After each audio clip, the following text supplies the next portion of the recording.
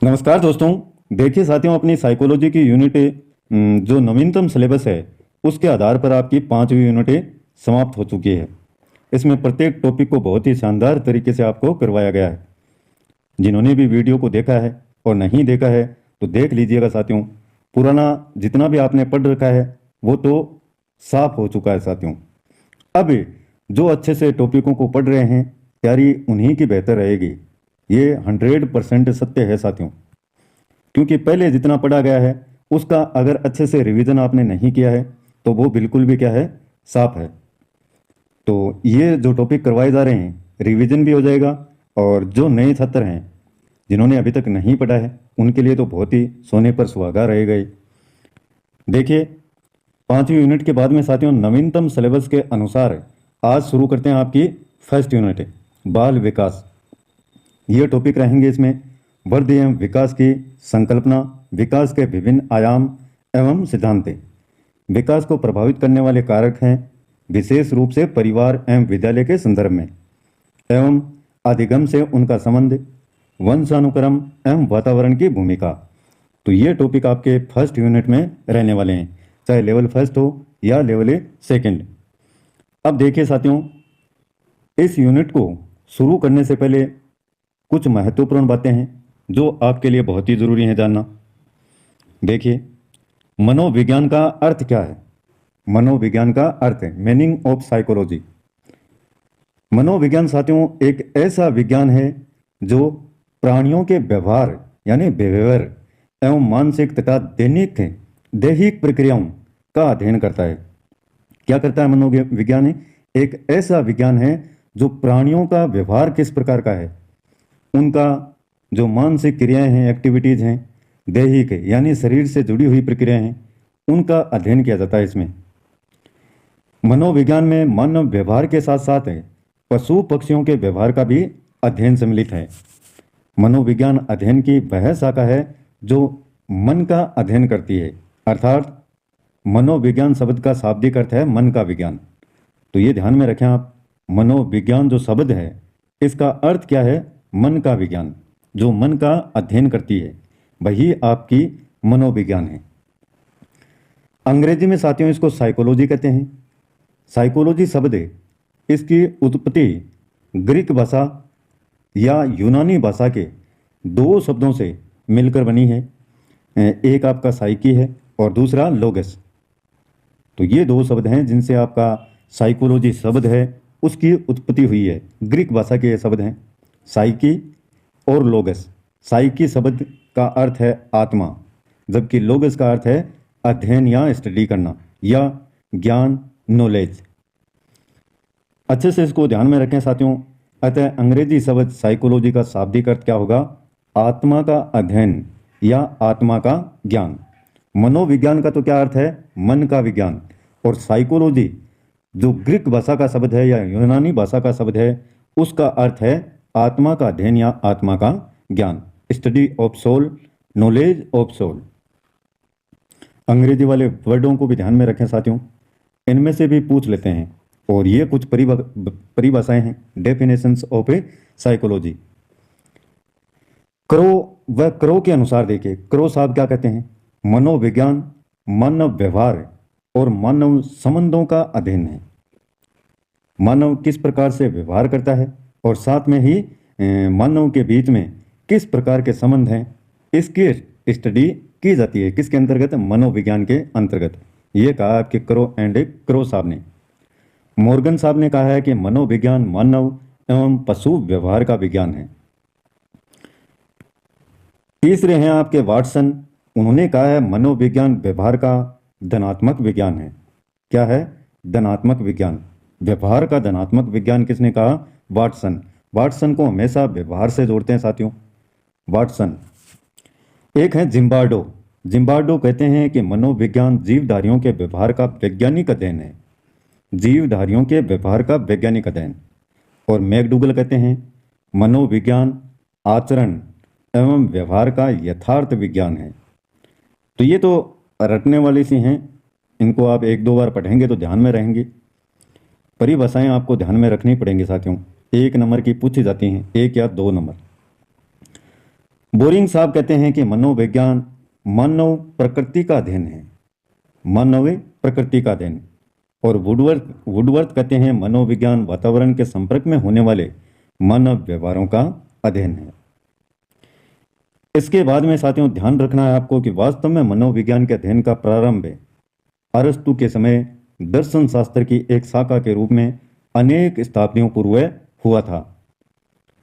यह भी ध्यान रखने योग्य बात है कि मनोविज्ञान का जो अध्ययन है वो प्रारंभ में, शुरुआत में अरस्तु के समय, इसमें दर्शन शास्त्र की एक शाखा है, उसके रूप में अनेक शताब्दियों यानी अनेकों वर्षों पहले ये हुआ था। और मनोविज्ञान को दर्शन शास्त्र से अलग करने का श्रेय अमेरिकी जो मनोवैज्ञानिक हैं विलियम जेम्स, उनको जाता है। मनोविज्ञान को फिर क्या किया, एक अलग ही सब्जेक्ट के रूप में उतारा, साइकोलॉजी के रूप में, ना कि फिलोसॉफी के रूप में इसको रखा गया। इसलिए साथियों अमेरिका में विलियम जेम्स को ही मनोविज्ञान का जनक माना जाता है। शुरुआती तौर ये ध्यान रखें अरस्तु तो इनको जोड़ा गया दर्शन शास्त्र के साथ में, और अमेरिकी मनोवैज्ञानिक विलियम जेम्स ने इसको साइकोलॉजी के रूप में उतारा, इसीलिए इनको जनक माना गया। विलियम जेम्स ने साथियों 1890 में प्रिंसिपल ऑफ साइकोलॉजी पुस्तक लिखी जो मनोविज्ञान की एक आधारशिला बन गई। तो इस पुस्तक का नाम भी ध्यान में रखें, प्रिंसिपल ऑफ साइकोलॉजी, यानी साइकोलॉजी के मनोविज्ञान के सिद्धांत। मनोविज्ञान का क्रमबद्ध विकास किस प्रकार से हुआ ये थोड़ा सा नजर में रखेंगे। Sequential development of psychology. पहला है आत्मा का विज्ञान। आत्मा का विज्ञान देखे किसने कहा, मनोविज्ञान। प्लेटो, अरस्तु, डेकार्टे आदि यूनानी दार्शनिकों ने मनोविज्ञान को क्या कहा, आत्मा का विज्ञान माना। साथियों कौन कौन थे, प्लेटो, अरस्तु और डेकार्टे, ये यूनान के दार्शनिक थे। साइकोलॉजी शब्द का शाब्दिक अर्थ भी आत्मा के अध्ययन की ओर इंगित करता है। मनोविज्ञान के साथियों यह परिभाषा लगभग 16वीं शताब्दी तक प्रचलित रही, परंतु बाद में तत्कालीन मनोवैज्ञानिक अथवा दार्शनिक आत्मा की स्पष्ट व्याख्या, उसके स्वरूप, उसके रंग, रूप व आकार, उसकी स्थिति तथा इसके अध्ययन करने की विधियों को स्पष्ट करने में असफल रहे। अतः यह परिभाषा धीरे धीरे क्या हो गई, अमान्य हो गई। तो 16वीं शताब्दी से पहले साथियों साइकोलॉजी को क्या माना गया, आत्मा का विज्ञान। और ये जो प्लेटो, अरस्तु, डेकार्टे यूनानी दार्शनिक थे, इन्होंने इसको इस प्रकार से माना था। तो पहला तो हो गया आपका आत्मा का विज्ञान। दूसरा इसके बाद में देखे क्या माना, मन या मस्तिष्क का विज्ञान, साइंस ऑफ माइंड। आत्मा के विज्ञान के रूप में विज्ञान की परिभाषा के अस्वीकृत हो जाने पर मध्य युग यानी 17वीं शताब्दी के दार्शनिकों ने मनोविज्ञान को मन के विज्ञान के रूप में परिभाषित किया। और इसमें साथियों मध्य युग के दार्शनिक इटली के पाम्पोनोजी इटली के थे, तथा थॉमस रीड का नाम विशेष रूप से उल्लेखनीय है, जिन्होंने इसको क्या माना, मन का विज्ञान। 17वीं शताब्दी मध्य युग दार्शनिक इटली के पोम्पोनोजी तथा थॉमस रीड। इसके अलावा भी लोक और बर्कली ने भी इसको क्या कहा, मन का विज्ञान कहा। तो ये 2-4 नाम हैं, पोम्पोनोजी है, थॉमस रीड है, लोक और बर्कली। इनको ध्यान में रखें कि मन या मस्तिष्क का विज्ञान किसने कहा, 17वीं शताब्दी और मध्य युग। परंतु साथियों कालांतर में ज्यों ज्यों समय परिवर्तित हुआ, कालांतर में मन के अर्थ के संबंध में भी वही कठिनाई उत्पन्न हुई जो आत्मा के विषय में थी, और परिणाम इसका निकला कि मन की यह परिभाषा भी अमान्य हो गई। आत्मा और फिर मन, और इसके बाद में आई आपकी चेतना का विज्ञान। देखिए साइंस ऑफ कॉन्शियसनेस, क्या नाम दे रखा है ये देख लेना आप। 19वीं शताब्दी में मनोवैज्ञानिकों के द्वारा मन या मस्तिष्क के विज्ञान की जगह मनोविज्ञान को चेतना के विज्ञान के रूप में व्यक्त किया गया। इसमें साथियों फ्राइड का नाम मुख्य रूप से लिया जाता है। किसका नाम, फ्राइड। चेतना का विज्ञान किसने कहा, फ्राइड ने। कब? 19वीं शताब्दी में। किसकी जगह? मन या मस्तिष्क जो पहले कहा था उसकी जगह चेतना का विज्ञान, ये रूप व्यक्त किया गया। इसके अलावा साथियों वाइवस हैं, विलियम जेम्स हैं, विलियम वुंट, जेम्स सली आदि विद्वानों ने मनोविज्ञान को चेतना के विज्ञान के रूप में स्वीकार करके कहा कि मनोविज्ञान चेतन क्रियाओं का अध्ययन करता है, परंतु मनोवैज्ञानिक गण चेतन शब्द के अर्थ व स्वरूप के संबंध में एक मत नहीं हो पाए। परिणाम स्वरूप यह परिभाषा भी क्या हो गई? अमान्य हो गई। थोड़ी सी आपने को ध्यान में रखनी है, चेतना का विज्ञान किसने कहा, कौन सी शताब्दी में। बाकी चीजें आप ना भी ध्यान में रखें तो कोई बात नहीं है, प्रश्न यहीं से उठाए जाएंगे। सन साथियों 1905 की बात की जाए तो प्रसिद्ध ब्रिटिश मनोवैज्ञानिक विलियम मैकडूगल ने अपनी पुस्तक आउटलाइन साइकोलॉजी के पृष्ठ 16 पर चेतना को एक बुरा शब्द बताकर इसकी क्या की? आलोचना की। पुस्तक कौन सी थी? Outline psychology. ब्रिटिश के मनोवैज्ञानिक थे, इन्होंने क्या कहा? इसको चेतना को एक बुरा शब्द बताया, विलियम मैकडूगल ने। कब? 1905 में। इसके बाद में साथियों जो आज तक चली आ रही है वो है व्यवहार व अनुभूति का विज्ञान, science of behaviour experience psychology.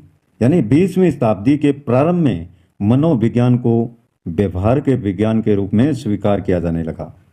कब? 20वीं शताब्दी में। वाटसन, मैकडूगल, वुडवर्थ और स्किनर साहब आदि मनोवैज्ञानिकों ने मनोविज्ञान को व्यवहार के एक निश्चित विज्ञान के रूप में स्वीकार किया और वर्तमान समय में मनोविज्ञान की इस परिभाषा को ही सर्वमान्य परिभाषा के रूप में स्वीकार किया गया है। एक छोटी सी ट्रिक है जिससे आप इसको ध्यान में रख सकते हैं। आम को चाव से खाते हैं, आम को चाव से खाते हैं। आ से आपका आत्मा का विज्ञान और मैं से आपका मन मस्तिष्क का विज्ञान। चाव से चय से हो जाएगा आपका चेतना का विज्ञान और वह से आपका व्यवहार व अनुभूति का विज्ञान। तो ये थोड़ी सी ट्रिक से आप इनका जो क्रम है वो ध्यान में रख सकते हैं। ऐसे लिखें और फिर इनकी जो शताब्दी है वो लिखें। शुरुआत में अरस्तु, उसके बारे में जानकारी है वो भी ध्यान में रखें। इसके बाद में है साथियों वुडवर्थ के शब्दों में सर्वप्रथम मनोविज्ञान ने अपनी आत्मा का त्याग किया, फिर इसने अपने मन का त्याग किया, फिर इसने चेतना को अस्वीकार किया, अब वह व्यवहार की विधि को स्वीकार करता है। इस प्रकार के शब्द लिखे वुडवर्थ साहब ने।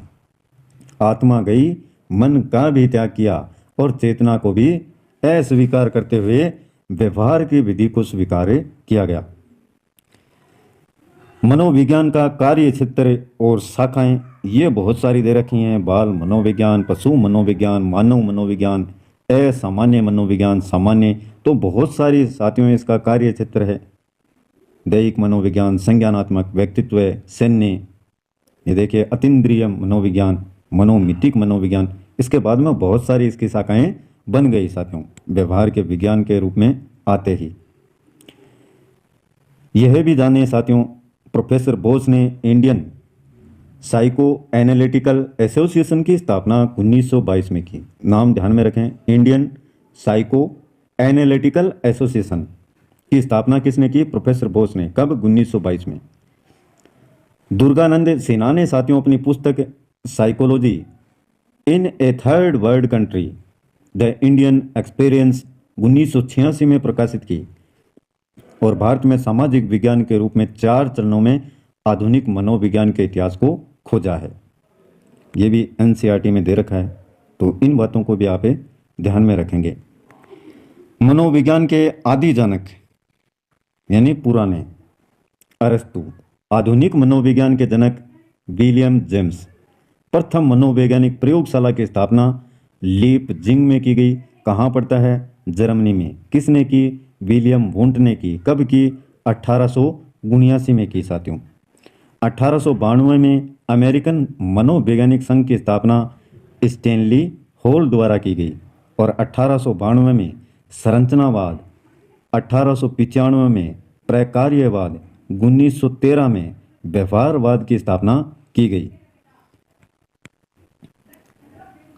1928 की बात की जाए साथियों, एन एन सेनगुप्ते यानी नरेंद्र नाथ सेनगुप्ते व राधा कमल मुखर्जी ने सामाजिक मनोविज्ञान की प्रथम पुस्तक लिखी। कब? 1928 में।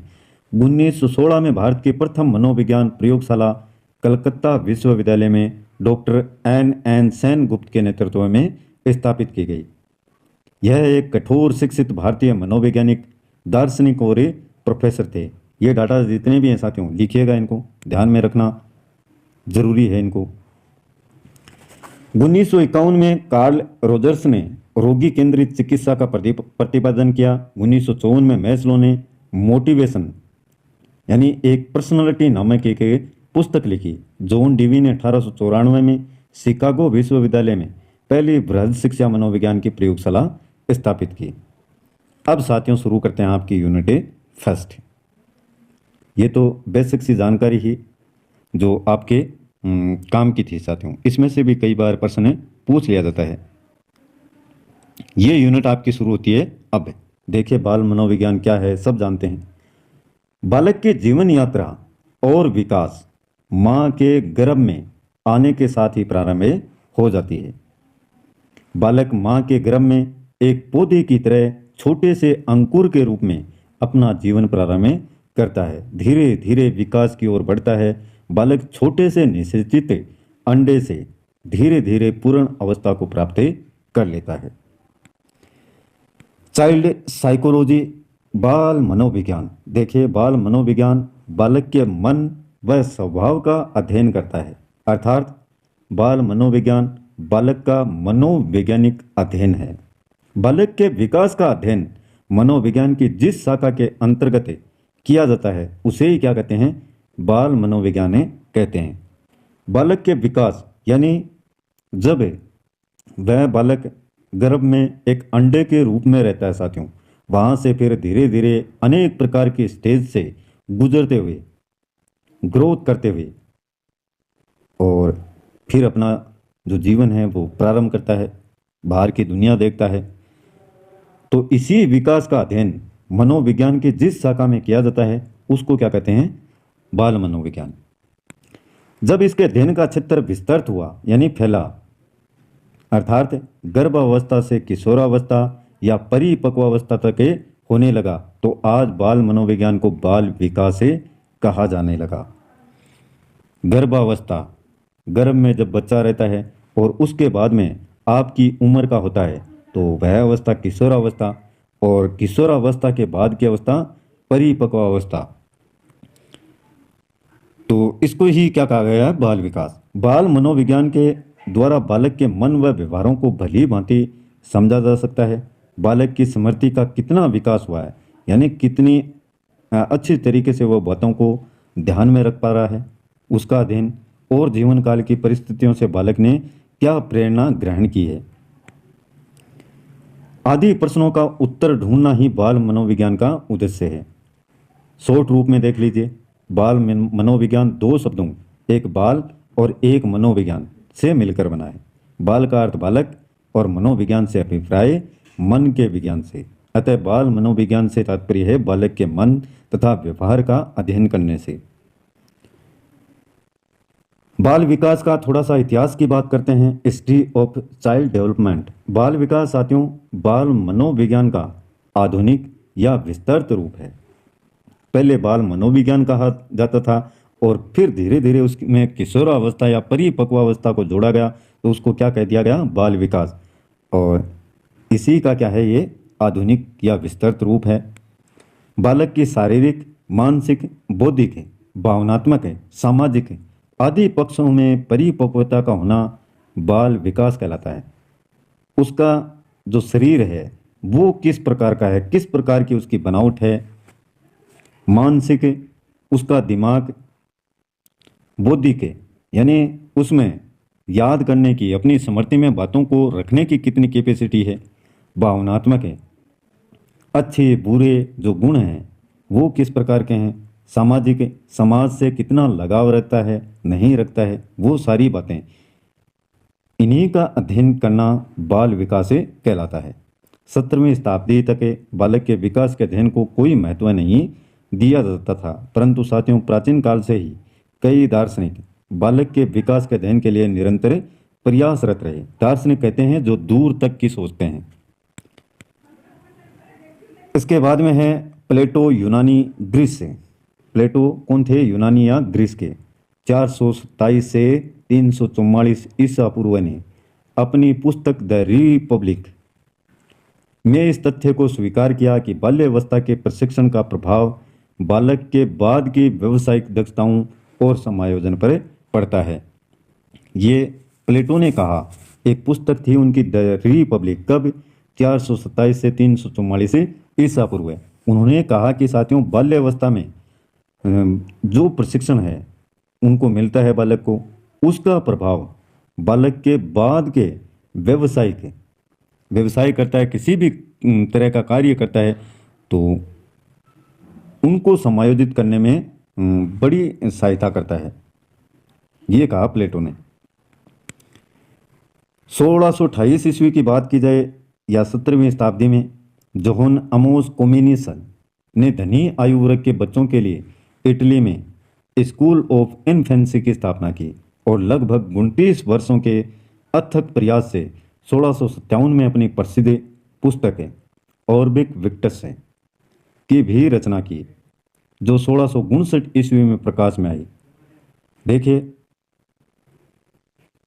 स्कूल ऑफ इन्फेंसी की स्थापना किसने की? जोहन अमोस कोमेनियस ने। किसके लिए? धनी आयु वर्ग के बच्चों के लिए, जिनके पास में काफ़ी धन था, इस प्रकार के बच्चों के।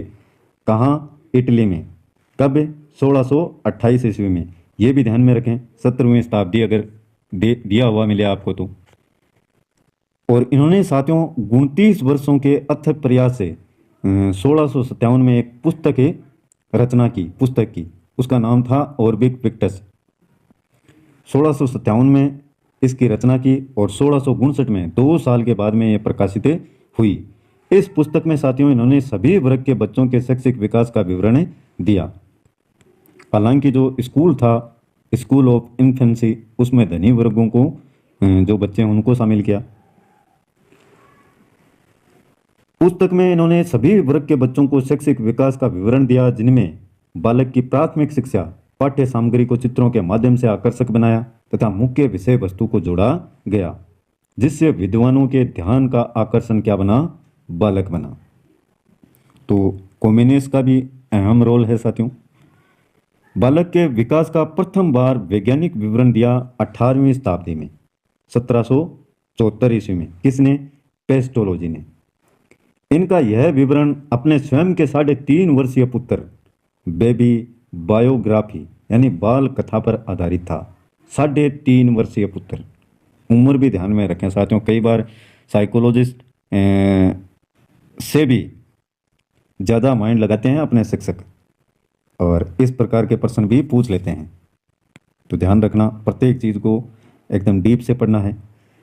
जर्मनी के चिकित्सक डॉक्टर टाइडमैन ने भी 1787 ईस्वी में अपने बच्चों के शारीरिक एवं मानसिक विकास का निरीक्षण करके एक विवरण दिया था। बाल विकास का सर्वप्रथम अध्ययन जॉन लॉक, थॉमस होब्स ने किया था।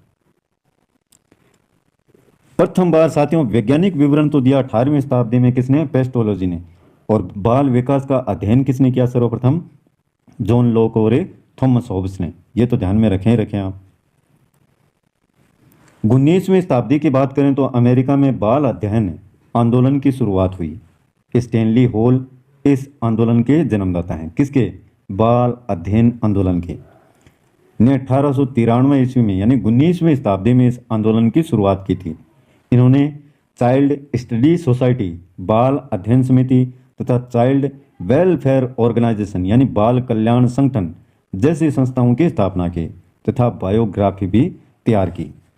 अब साथियों आप बहुत से चैनलों पर देखते होंगे, बोर्ड पर पढ़ाते हैं, बहुत सारी चीज़ें छूट जाती हैं और इन्हीं में से प्रश्न आ जाते हैं।